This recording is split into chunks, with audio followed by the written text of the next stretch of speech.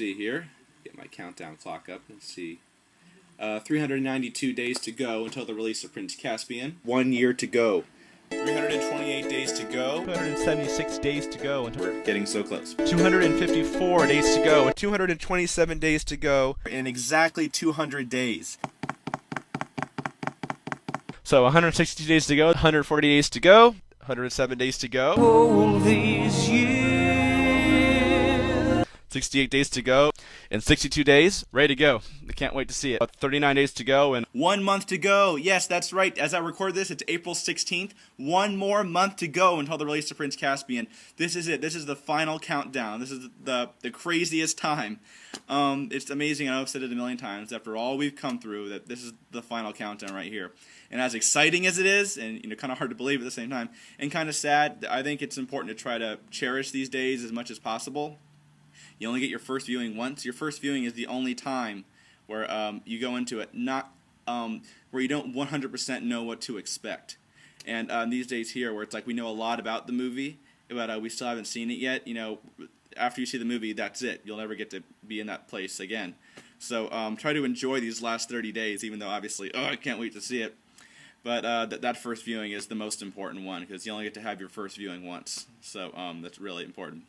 But a couple things. I was thinking for the video, I was just going to say, 1 month to go, stop right there. But I'm going to go ahead and talk about some things I've kind of haven't really had a chance to talk about in previous videos. First off, there's a TV spot where Peter is out to single combat talking to Edmund, and he says something like, I wonder what happens back home if you die here, which seems to be taken from a line from Eustace in The Last Battle, where he kind of speculates on something similar, like what's going to happen to us back on the train if we die here, how's that going to work?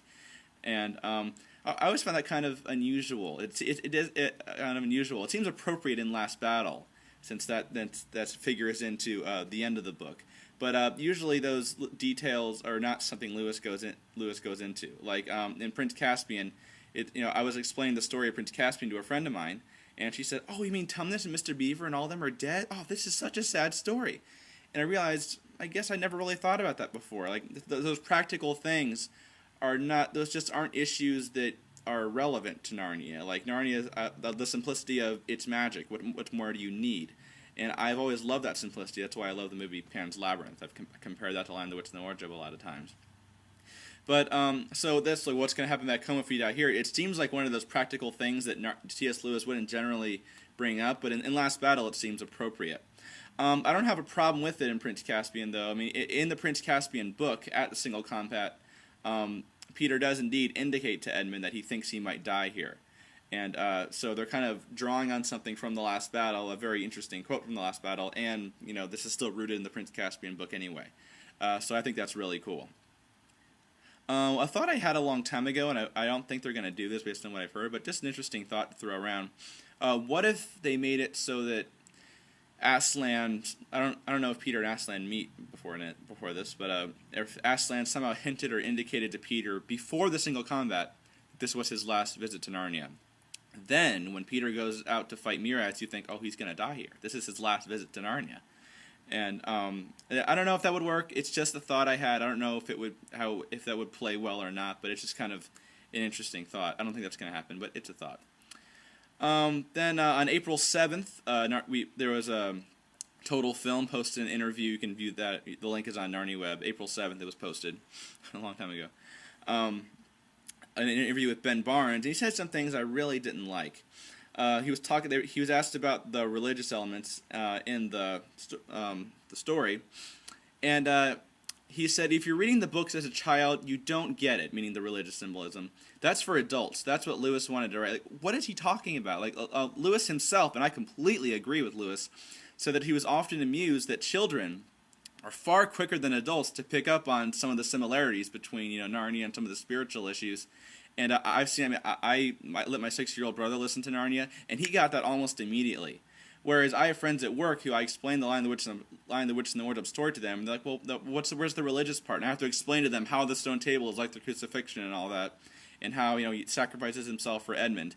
And so more often than not, I find that it's children who pick up on the similarities. Adults, I'm not sure why that is. I think it's interesting. I'm not sure why that is. But adults tend to be slower in picking up on that. And so I think what Ben Barnes is saying here contradicts what C.S. Lewis says, and I would definitely, based on what I've seen, tend to agree with C.S. Lewis on this one more than Ben Barnes. He also says the stories about faith in yourself, like not necessarily faith in religious faith, but faith in yourself, faith in the people around you. I don't understand what he means. I definitely don't see that theme in the book. I see it less so. Obviously, I haven't seen the movie. I mean, obviously, Ben Barnes is in the movie. He's going to know a lot more about it than me, needless to say. But I don't really understand what he's talking about here based on what I've heard of the movie. I would say that that's even less true with the movie, because the movie, they're making humility more of a theme in the story, and there's all this conflict of they all want to be in charge. You know, there's antagonism they've added to the story, and that's kind of the root of all the conflict throughout the stories in the movie. Is what it sounds like. So how is it? And in the end, they decide they have to call Aslan, and he's gonna save them. How is it about faith in yourself, faith in the people around you? At the end of the story, you know, Caspian says, you know, I'm not sure if I can do this. You know, he doesn't feel sufficient to take up the kingship of Narnia. I'm only a kid, he says. How is it about faith in yourself? I just don't understand what he's talking about here, how that's relevant to Prince Caspian at all. But so those are a couple issues I hadn't had time to talk about. There was also an interview with Douglas Gresham, Christianity Today, that was posted shortly after the Ben Barnes interview. And he kind of clarified what he was talking about with the now famous global warming quote. If you don't know what I'm talking about, Narnia Web interviewed Douglas Gresham. It was like last year or something, and it was a long time ago. And they asked him about, is there going to be a Caspian Susan romance? And obviously Douglas Gresham wasn't going to spoil that, so he just simply said, if I were you, I would worry more about global warming.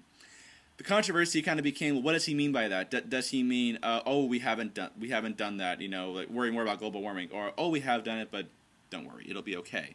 And or another interpretation I got from another Narnia Webber recently is maybe he was just saying get a life in a polite way. And I really think, like, in context, I mean, it kind of annoys me in the interview how he said, it's just a book, just a movie. Although, understandably, in the context of this interview, the point he was trying to make is, just go see the movie. I think that's what Gresham's always trying to say is, like, yeah, you know, he understands that, you know, fans are eager to see it and all that, but in the end, go see the movie before you really freak out. And I don't always follow that, you know, but I understand what he's saying. It's just like, calm down, just see the movie and then we'll talk, kind of thing. So, you know, I can understand what he's saying. But 1 month to go, it's crazy. I'm just going to try to enjoy this last month as much as possible. And I did see that I'm going to try to get advance tickets pretty soon at my theater. I don't like using Fandango, so I want to go to my local theater and actually, you know, ask for the advance tickets. And I went there last week and they weren't available yet. It was kind of weird. There's actually a sign that said Prince Caspian advance tickets available, and I freaked out. Then I went there and it turns out they're not actually available yet. But so if I want to go to a midnight showing, unless I get an advanced screening, which is possible, I don't know. We'll have to see if I can get into one. But either way, in a month I'll have seen the film. And I'm not even sure what I'm going to do for my video review. I mean, how could I? I don't know. That's going to be a very exciting video to shoot. But 1 month to go. Enjoy these days while you can. Reread the book. Absolutely. I'm going to be rereading Lion, the Witch, and the Wardrobe Man. I reread them both a few months ago. I'm going to reread them again sometime within the next month before I see the movie. And there's just something fun about reading the book and then going to see the movie and seeing it come to life. So I reread the book ASAP. But a month to go, it's just unbelievable, and I could talk for another 2 minutes on how unbelievable it is, but you know, that's kind of obvious. So I'm just going to end it here. Let's sit back and enjoy this last month of the anticipation of Prince Caspian.